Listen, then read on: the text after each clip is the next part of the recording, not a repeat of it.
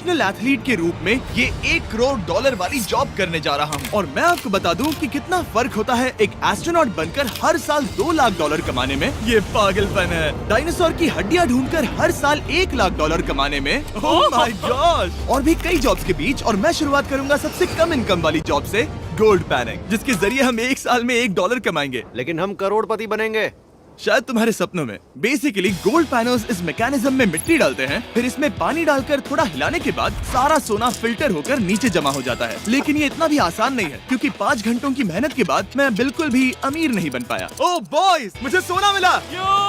इसकी क्या कीमत होगी? करीब 2 सेंट्स। यही तो मैं कह रहा था। इसे 1 साल तक करने के बाद भी आप $1 ही कमाएंगे। लेकिन लकीली हम ऐसी नौकरियां करने जा रहे हैं जिसमें हम 1 साल में $10 मिलियन तक कमा पाएंगे। चलिए देखते हैं ऐसी नौकरी करना कैसा लगता है जिसमें हर साल $1 लाख मिलता हो। म्यूजियम के लिए डायनासोर की हड्डियां ढूंढना।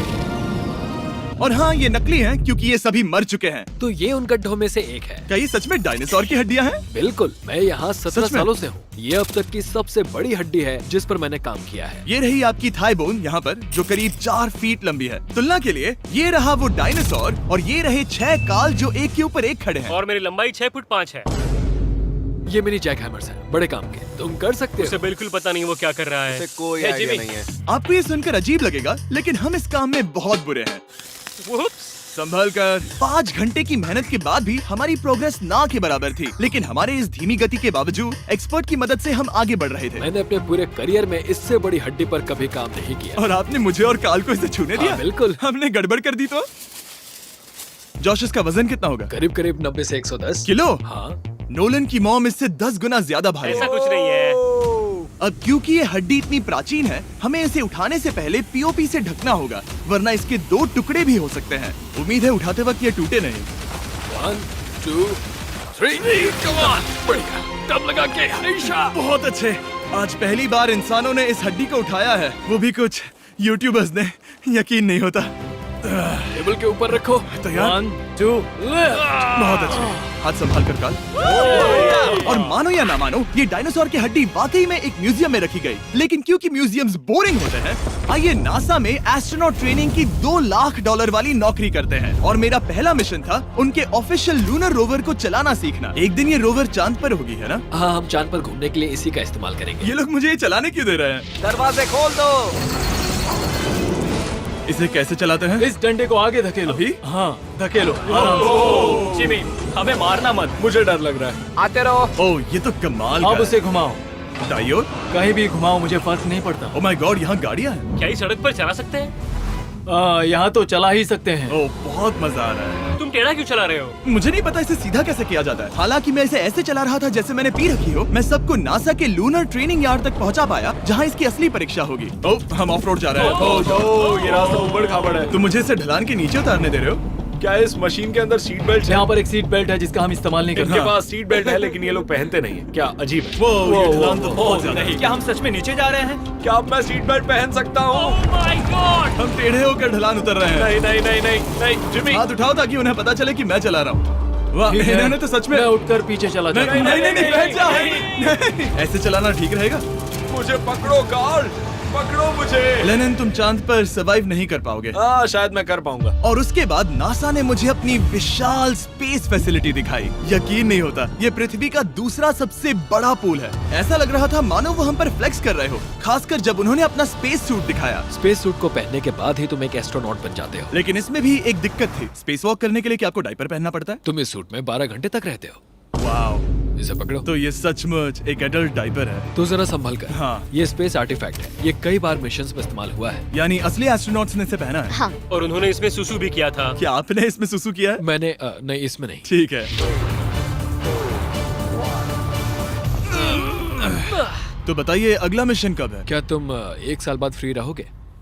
मैं समय निकालूंगा। Okay okay. और मेरी ट्रेनिंग के आखिरी स्टेप में मैं एक कमाल की चीज करने जा रहा हूँ। उन्होंने मुझे चांद को छूने का परमिशन दिया। थोड़ा दम लगाकर खींचूं क्योंकि इसका वजन 4000 किलोग्राम है। ये 4000 किलोग्राम का है। जोर से। वाह, ये कमाल का पूरी दुनिया में इससे बड़ा मून रॉक कलेक्शन कहीं भी नहीं है। यकीन नहीं होता वो हमें ये करने दे रहा है। तुम जानते हो ना, हम बस एक YouTube चैनल है। Oh my God! ये किसी जमाने में चांद पर हुआ करते थे। क्या मैं इस जेनेसिस रॉक को छू सकता हूँ? बिल्कुल नहीं। कल हमने एक डायनासोर का फॉसिल खोजा था, इसलिए मैं इसमें एक्सपर्ट हूँ। ओके। क्या आप छू सकता हूँ? नहीं।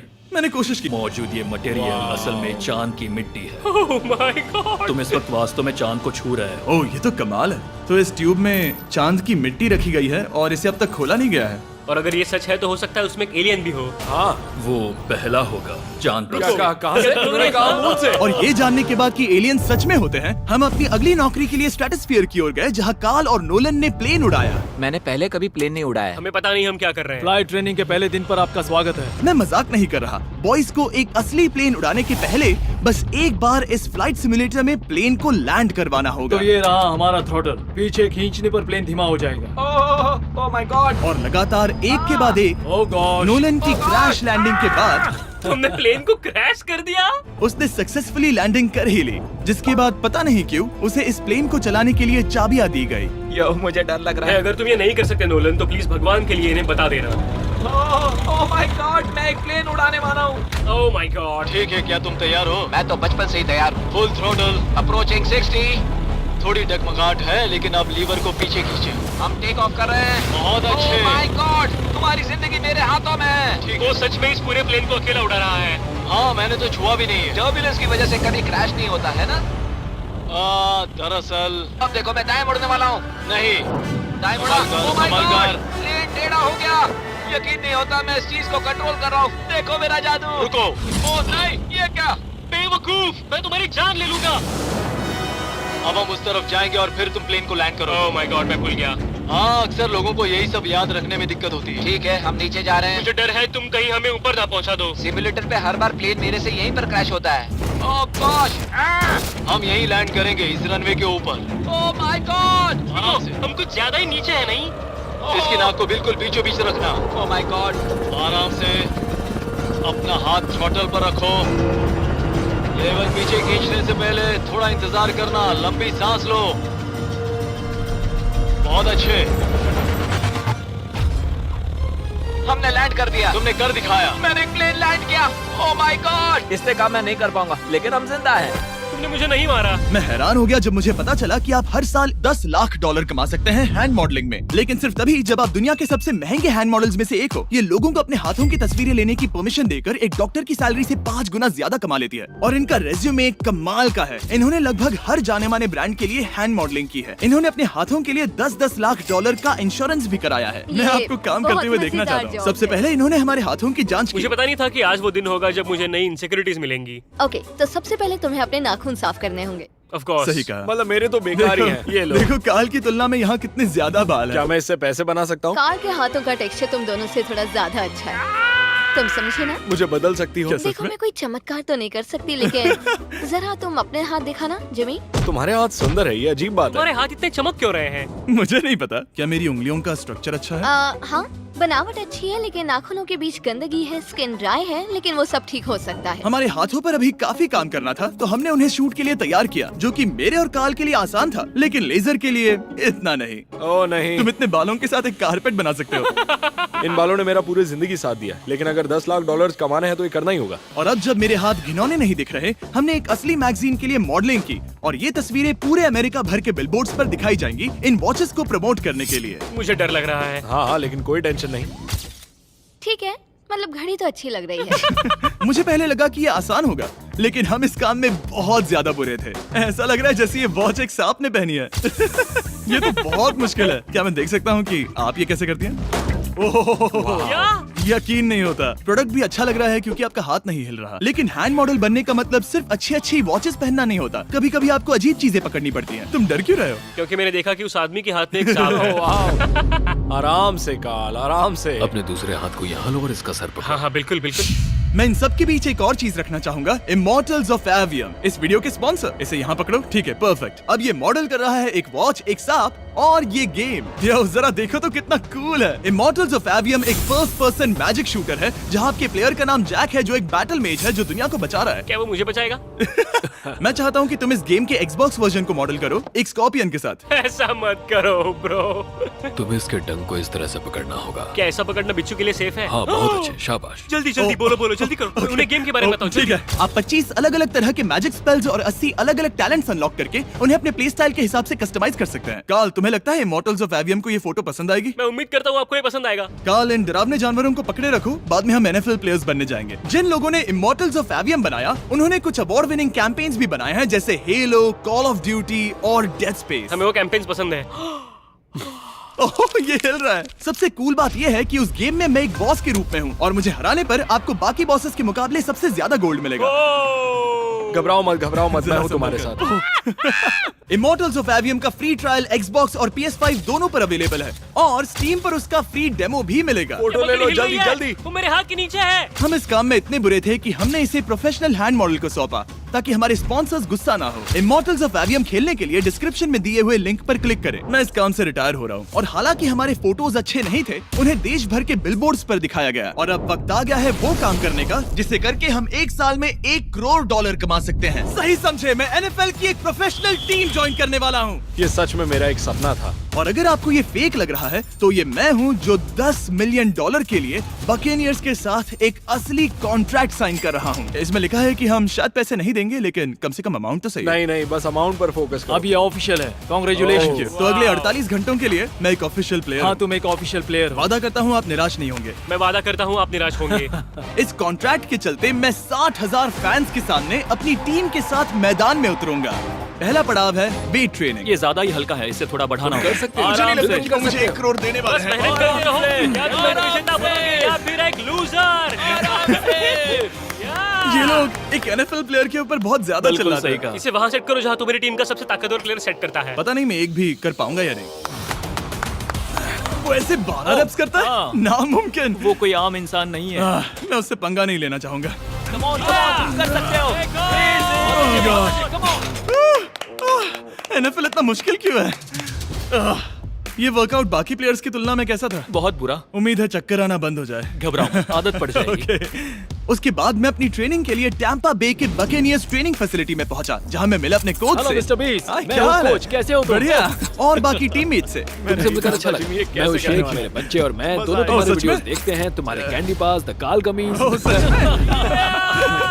मेरे नए टीममेट्स को यकीन नहीं हुआ कि मैंने उनकी टीम ज्वाइन कर ली है, तो मैंने उन्हें सबूत के लिए कॉन्ट्रैक्ट दिखाया। तुम भी सब तुमने अच्छे से ऐसे ही check कॉन्ट्रैक्ट करो। पर साइन किया था। लेकिन तुम्हारे वाले पर ज्यादा पैसे लिखे नहीं मिले थे। लेकिन इसमें लिखा है कि ये कॉन्ट्रैक्ट सिर्फ 2 दिन का है, उसके बाद ये कैंसिल हो जाएगा। हाँ, इस पे इन यही लाइन्स को लिखा पढ़ना है। जरूरी है। हे, ये असली है, टीम में स्वागत है। जानता हूँ, थैंक यू। ये मेरे नए बहुत टीममेट्स मेहनत करनी होगी। हैं। इनके सामने हम बच्चे लग रहे हैं। ये कितने बड़े हैं। इन दोनों के बीच का फर्क देखो।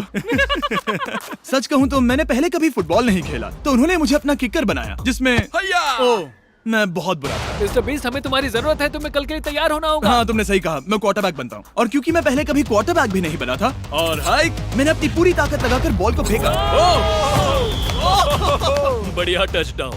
और मैं आपको बता दूं कि ये वही टीम है जिसके साथ टॉम ब्रेडी ने सुपर बोल जीता था, तो मैंने सोचा उन्हें सरप्राइज दिया जाए। ओ, वो आ गए टॉम। ओह, मुझे बॉल लगने वाली थी। टीबी, कैसे हो मेरे दोस्त? कैसे हो टीबी? कैसे हो दोस्त? कैसे हो तुम सब लोग? यहाँ मेरा एक दोस्त है जो आपके सिर्फ हाय कहने पर खुशी से मर नहीं सकता जिमी, है। ऐसा मत करो। तुम मेरे साथ लेनिन, ऐसा चलो नहीं इन्हें कर हाय सकते। कहो। Landon, I love you. ओह, नहीं। ओके। और उसके बाद हमारी प्रैक्टिस उछल कूद में बदल गई। कैच करो। ओह! Too small. या अब तुम काम पर लौट ठीक है जाओ। दोस्तों, फिर मिलेंगे। लोगों को अभी भी मेरे 2 दिन के कॉन्ट्रैक्ट को लेकर कुछ सवाल थे, तो बक्स ने मेरे लिए एक प्रेस कॉन्फ्रेंस बुलाई। कल बहुत ही बड़ा दिन है, तो कोई बेतुके सवाल मत पूछना, ओके? क्या ये एक पब्लिसिटी स्टंट है? आप यहाँ पर क्यों हैं? सिर्फ बेस्ट वीडियो बनाने के लिए। हाँ, ये एक पब्लिसिटी स्टंट है। मैं सच में एक NFL प्लेयर नहीं हूँ। जिमी, इस नए टीम का हिस्सा बनकर कैसा लग रहा है? बहुत अच्छा। सच कहूँ तो मुझे पता नहीं था कि ये लोग मुझे इतना पसंद करेंगे। कल तुम कितने टाइम तक खेल पाओगे? 0। और बार बार दोहराने के बाद कि ये सिर्फ एक पब्लिसिटी स्टंट है, मैं अपनी हाइट नापने गया। 6'4.5". 6'4.5"? कार्ल, तुम 6'5" हो। मैं 6'5" हूँ। हाँ। ये मुझे इसलिए नाप रहे थे ताकि मेरा कस्टम गियर और यूनिफॉर्म बिल्कुल सही फिट हो। ये सच में बहुत ही अच्छा लग रहा है। सही कहा। और यूनिफॉर्म बनवाने के बाद ऑफिशियल गेम डे आ ही गया। मुझे अब भी नहीं पता कि वो मुझे ऐसा क्यों करने दे रहे हैं। बट हे, थैंक्स बक्स। तुम हैरान हो कि उन्होंने मुझे टीम में ले लिया? ये मेरा साइन किया गया पहला फुटबॉल है। जिमी अभी किसी भी वक्त बाहर आता ही होगा। तुम 100 पॉइंट से लीड करोगे तो शायद मुझे खेलने मिलेगा। मुझ पर एहसान करो और स्कोरबोर्ड तोड़ दो। जैसा तुम कहो। ये उसका पहला गेम है और शायद उसका आखिरी भी। उसकी हड्डियां टूट जाएंगी। ये सब कैसे हो गया? ये तो सपने जैसा है। ये कितना कमाल है। और क्योंकि ये मेरी जिंदगी का सबसे पहला और आखिरी एनएफएल गेम है, टीम ने मुझे एंट्री पर सबसे आगे रहने दिया। लेट्स गो बॉयज, चलो चलो लेट्स गो। जिमी, ये हमारा दोस्त है। उम्मीद करता हूँ कोई मुझे कुचल ना दे। ये तुम्हारी जिंदगी का सबसे बेस्ट दिन है। मेरी जिंदगी का सबसे अच्छा दिन है ये जिमी, आई लव यू। ये हमसे आगे निकल रहे हैं। जिमी एक एनएफएल प्लेयर है। क्या हाल है? मैं तुम्हें निराश नहीं करूंगा। हो सकता है मुझे खेलने का मौका ना मिले। I love America. बड़ा प्लेन है। अमेरिका। चलो फुटबॉल खेलते हैं। मुझे एक ऑफिशियल एनएफएल प्लेयर बनाने के लिए मैं बकेनियर्स का शुक्रगुजार हूँ। और अच्छा हुआ कि उन्होंने मुझे खेलने नहीं दिया, क्योंकि अगर वो मुझे टैकल करते तो मेरा मरना तो तय था। मुझे लगा सब खत्म हो गया है, लेकिन फिर फैल्कन्स ने ये ट्वीट किया, मिस्टर बीस्ट के नेक्स्ट चैलेंज के लिए गोल मारो और गेम जीतो। तो बदला लेने के लिए मैंने उनका स्टेडियम उड़ा दिया।